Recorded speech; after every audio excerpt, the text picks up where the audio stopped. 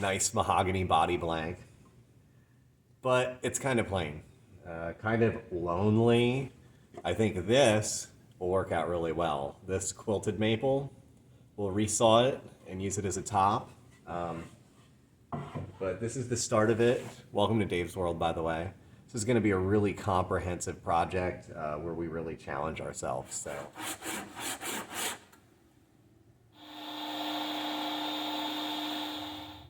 Plenty of wood chips again. This is our groovy template, and no, it's not the rare 7-string model. That's just hanging in our cabinet. This is some of the really wild rosewood I had. This is the stuff that I used for the actual basket weave, and also our recently listed Strat, and I believe the Spanish Cedar Special actually also has some pretty interesting. Never a better time than now to use our favorite tool. In fact, it's always the best time to use our favorite tool. I love this thing.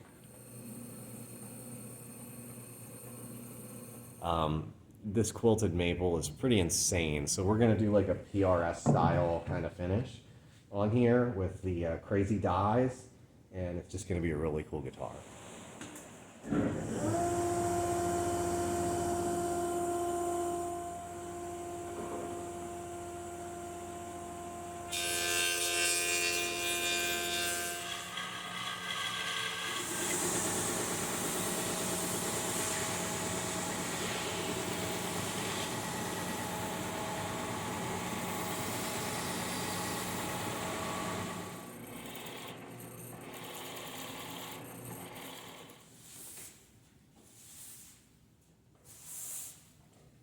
That's a lot of weight.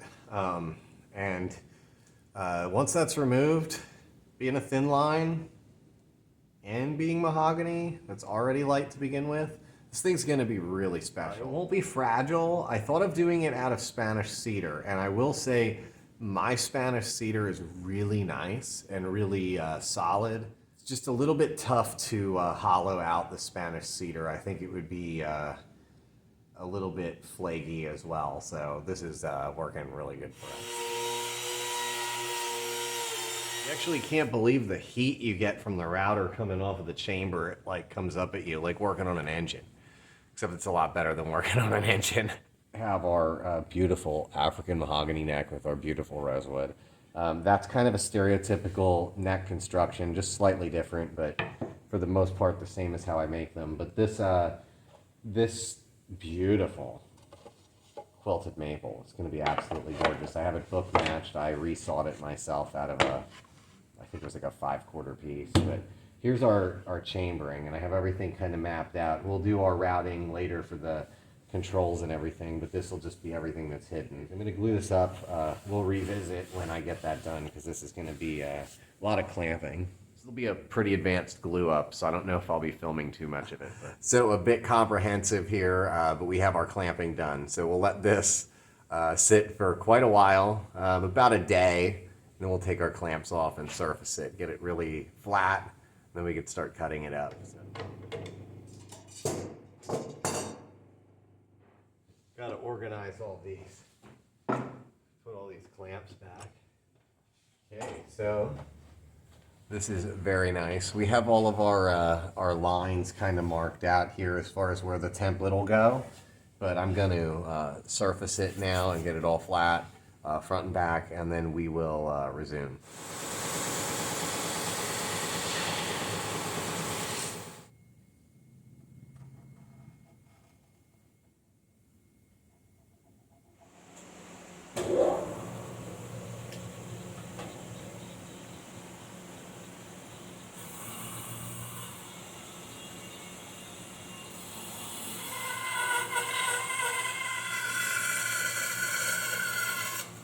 So as you can see, that extra bit, hold on a second.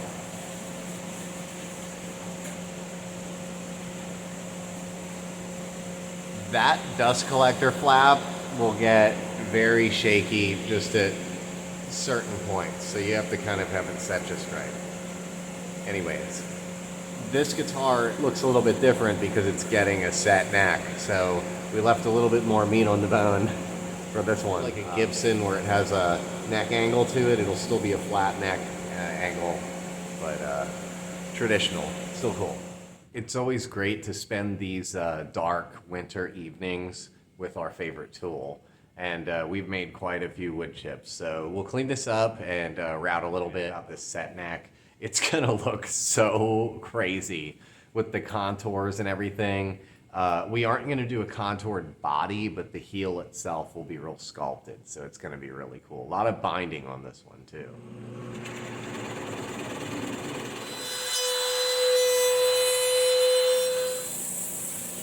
Like the Fender Custom Shop, believe me. But like there, you can't change your mind in the middle of your guitar build and say, oh, hey, I want neck binding. But here you can. So I just went ahead and routed the neck for binding. And we are going to do a 3-ply for the body, kind of like, well, not like a Les Paul Custom, but a multi-ply for the body. Ours will be a 3-ply. And then a single ply, kind of like Gibson style for the neck. Just making it a little bit more deluxe and a little more wild.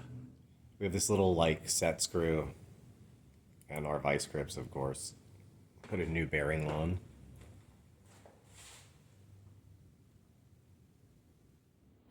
It'll be like thin white, thin black, and then thicker white.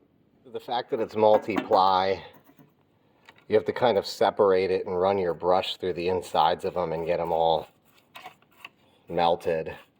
Kind of just do a little section at a time.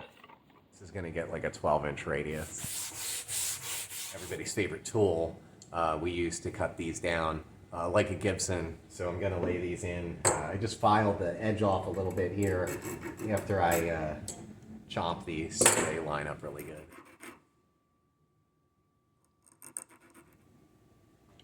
Our bound neck is starting to really come together. Have the frets trimmed, and I did bevel them on the edge. So pretty proud of this one. It's turning out really good. I'm just gonna do a little bit of carving on the back of the neck before we call it a night, because it is definitely night. I think I've been at this for about 7 or 8 hours now, just working on this guitar, and I really don't want to stop. So unfortunately, there's only so many hours in the day. So I just used this alder piece of wood I have. We would refer to that as like a substrate. I just like to clamp it on there so I don't mess up the table. Also, it kind of elevates your workpiece a little bit. I just carve a little bit and a little bit. Our super carver here. This thing is brash and radical, just like me. Find which way it goes. Sometimes if you carve one way, it'll kind of chip out, so you have to figure out which way the piece of wood works.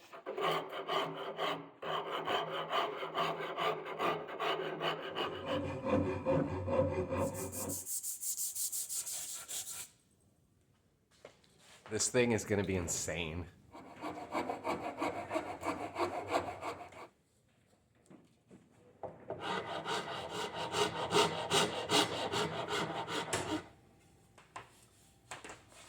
We're going for like a kind of like a flat back, like ESP sort of Ibanez kind of feel. Not paper thin, but pretty thin. So this one's gonna have that like really great like shredder kind of profile, I guess. So I have our center line taped off, and I sanded our maple top a while, but now we get to glue our neck on. I'll clamp it up, try and keep the top from being too abused, because really this is the only chance we have to actually surface it, at least with like a palm sander. So we'll be extra careful with it. I'll kind of wrap it, and then we'll just put 2 clamps on it. It's not going to be anything crazy, just as long as it's set exactly the way it needs to be. I just want to make sure it lines up absolutely perfect, and it will.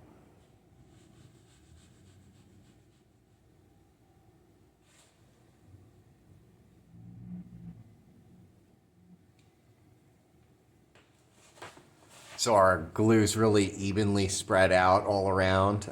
It squeezes out just a little bit, so I'll clean that up really quick. But really don't need to have these clamps like cranked on super tight. They're just perfect. Pop these clamps off,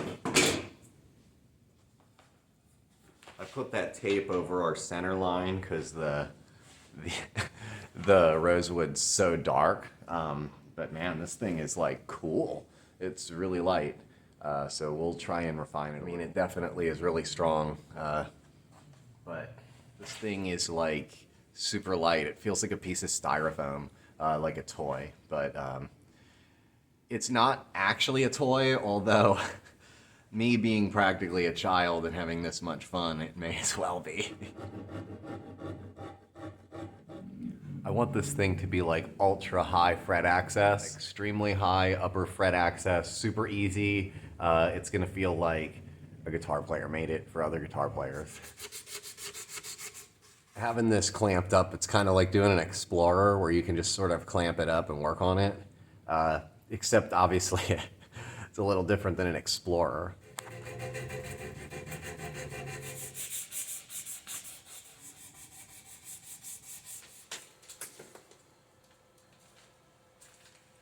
We visit the spray shop across this town. Our 21st guitar, set neck emerald green. So we'll start by doing the PRS style black stain. We'll sand that off. It'll really highlight the grain under it. Then we'll hit it with the green. So this one is very green. And then this one's actually a dye.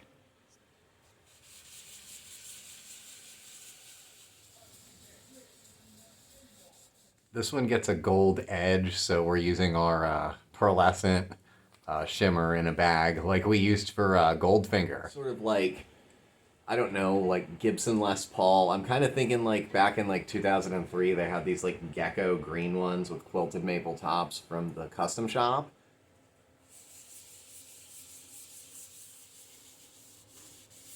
With the top being stained green, our customer described it as being, I love white, I love green. So the whole rest of the guitar is mahogany and it's painted white. So that's where we're at now.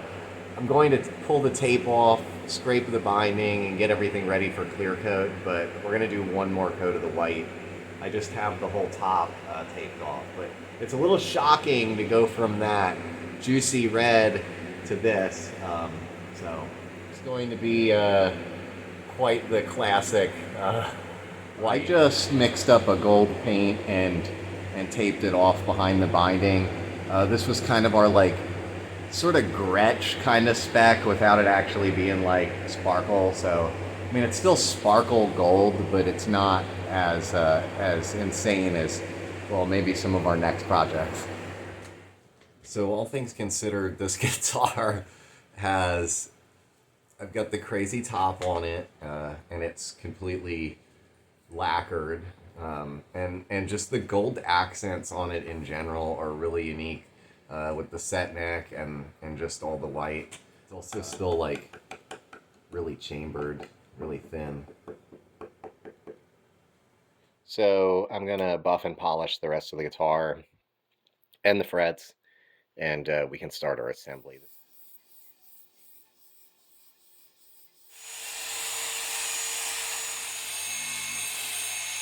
I did expand our rental of the spray shop onto this entire floor.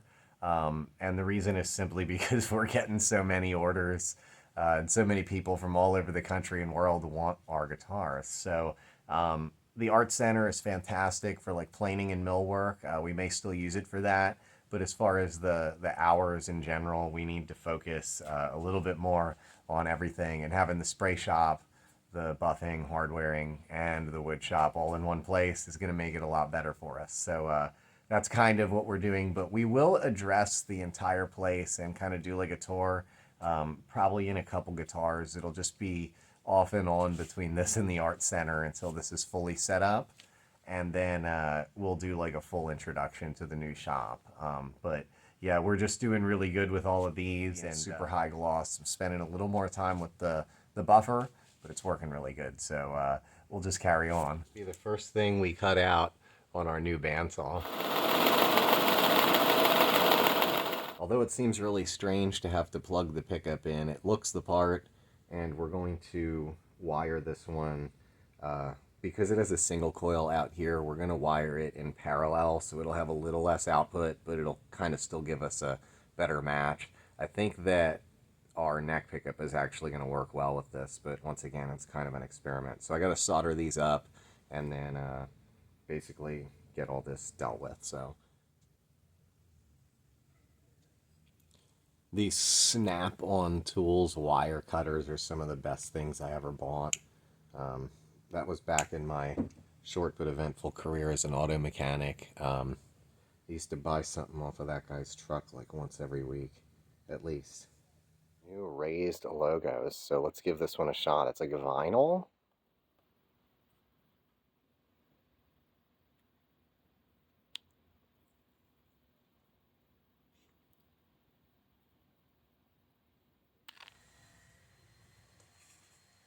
This has just got to be the most insane guitar I've ever made. I mean, the green top and the gold and white everywhere. It's going to be pretty interesting, especially with this set neck. So we'll just...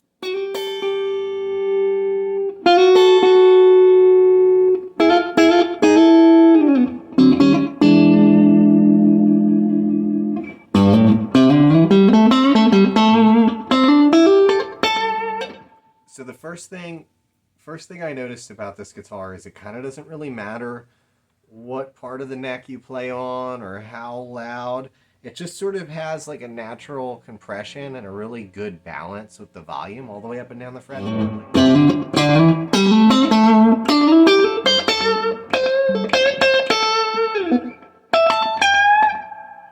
The upper fret access is insane.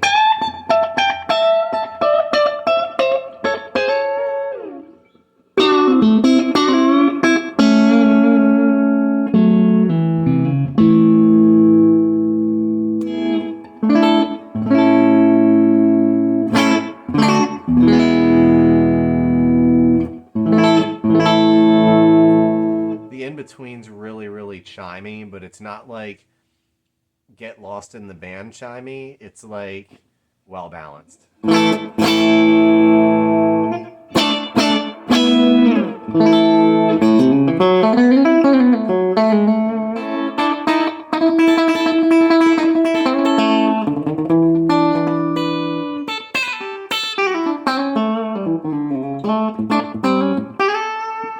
Very well balanced no matter where you're playing. If it's like down at the low end of the neck, like open strings down there, it's very well balanced, but you can play up real high and it's not really any different as far as volume or compression or anything.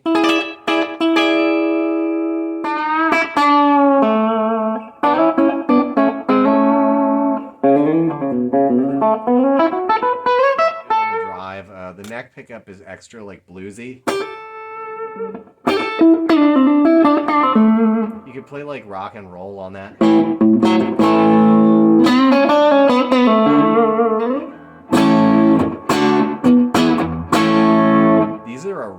This is a really good combination of pickups. The in-between position is so cool. Just went for looks with this bridge pickup with the gold rails.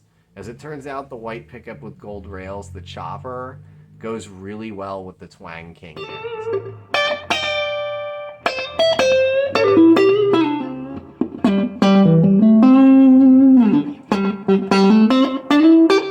It captures all the great nature of each part of the fretboard without actually making one part too loud or one part kind of too soft or whatever. It's very well balanced.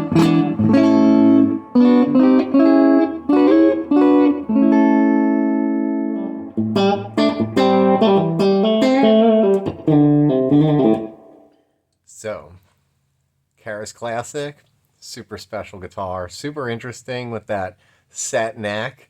A lot of little details, the chambered body, everything on it. Been having a lot of fun lately. The little bit of a debut for our new shop. Trying to expand a little bit into more of a completely full-time position where we're actually in the same shop all day and I don't have to jump around as much. We still might be renting at the Art Center for our planing and millwork. Depends on what I end up doing there, but we'll be able to do like 99% of everything here, and it'll make me a little bit more focused and more efficient since we're getting so many custom orders. Karas Classic is already spoken for, but in an effort to get some Reverb.com inventory going, we do still have our Spanish Cedar Special listed available on our store. We also have our fourth guitar. This one's the Groovy Natural. I just redid a couple of things on it, ended up doing a black limba neck and kind of altering it a little bit. So it's better now than ever. And also, I'm going to list it on there to give us some inventory. So these two guitars will be available. A lot of fun and really interesting. So thanks for visiting Dave's World. Writing on the back like that was just tremendously nerve-wracking. This one's number 21, Karas Classic. It's mere creator at this point. It's like, don't mess up, don't mess up.